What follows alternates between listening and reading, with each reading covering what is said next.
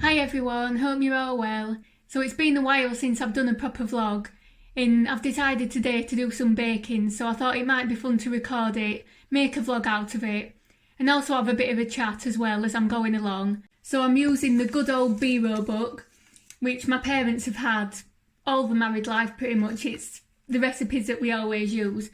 So the first step is to actually put the oven on, which would be a good start, wouldn't it? Right, so I've got the oven preheating on gas mark 7. So this makes around about 8 scones depending on what size cutter you use. Sometimes it's a bit less than that. So the first step is to weigh out the self-raising flour. We need 6 ounces. Right, so that's the flour in. And the next step is to add a pinch of salt and pepper. So the salt and the pepper's going in. Now it does say half a teaspoon of mustard powder, but I always stick a bit extra in. These recipes are all meant to be changed and I don't think I ever really follow a recipe to the letter. So that's the spoon of mustard powder going in. So now you can see the flour and the seasonings in there. So what you need to do next is just give it all a stir and get it all incorporated. And I am sat down doing this because some days I'm actually well enough to stand up when I bake, but to be honest I felt not great recently. Right, so that's all nicely stirred in. So the next step is to weigh out the margarine. Right, so the 1 ounce of margarine.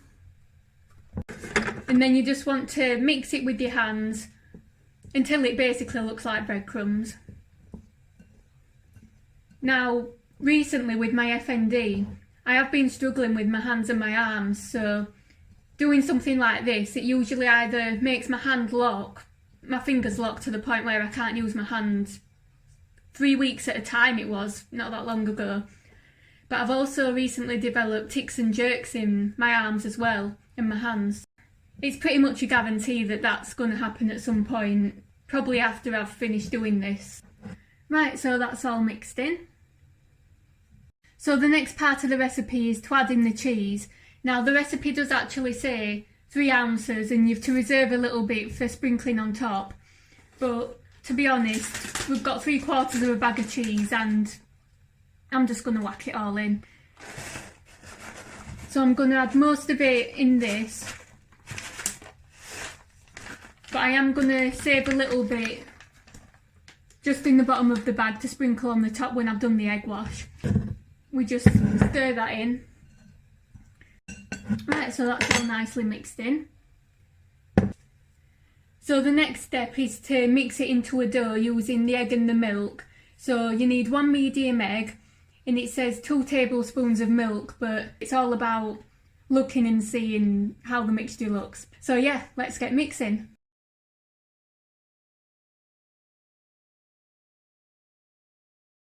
So the mixture's all come together now, so the next thing to do is get some flour on the worktop and get rolling out. So the mixture now, you can bring it all together in a ball and pop it onto the worktop.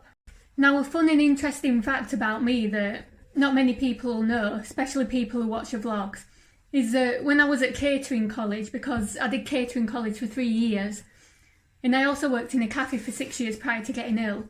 But when I was at catering college, 16-year-old me was absolutely mad on the Great British Bake Off. It was like the best show ever.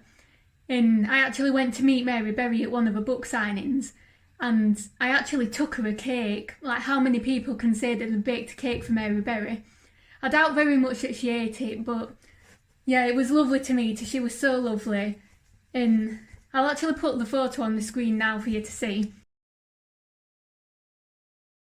So yeah, that was a really brilliant day and I've always loved baking since I was a kid, so it's really nice that after a couple of years of not being well enough to do it, that I'm now able to again. Okay, with some adjustments like having to sit down. It's all part of the process of pacing myself and building things back up. So the mixture's all come together now in a nice ball, so I'll get the rolling pin. Now I do like to use a cutter when the mixture's still quite thick. So these cutters are a bit bigger than the normal ones, so it might not make 8 scones, but to be honest, they won't last long in our house anyway, so it doesn't really make a difference how many I make.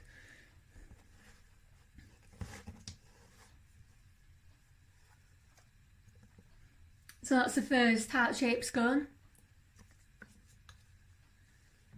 I have actually greased the baking tray as well, so I was very prepared and did that in advance.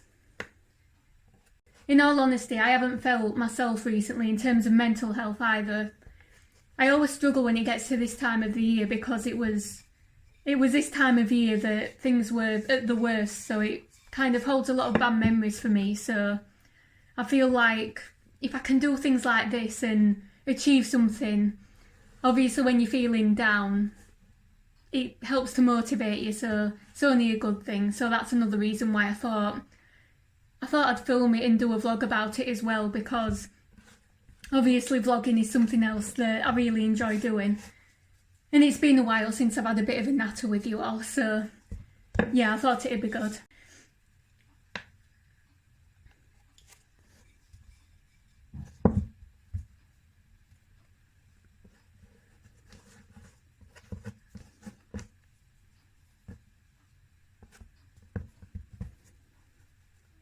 So that's made 5 normal scones and 1 slightly smaller scone. Time to get them onto the greased baking tray, ready for the egg wash, the sprinkling of cheese, ready to go in the oven.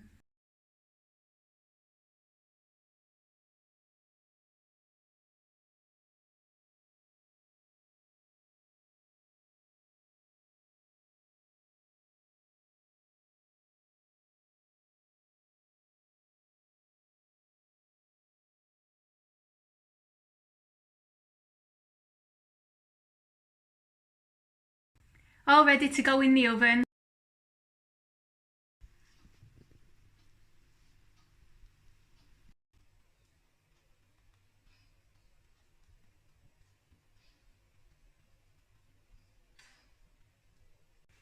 So there you go guys, that was baking with Jess. Hope you all enjoyed watching the vlog. Thank you for watching and I'll see you all on the next one.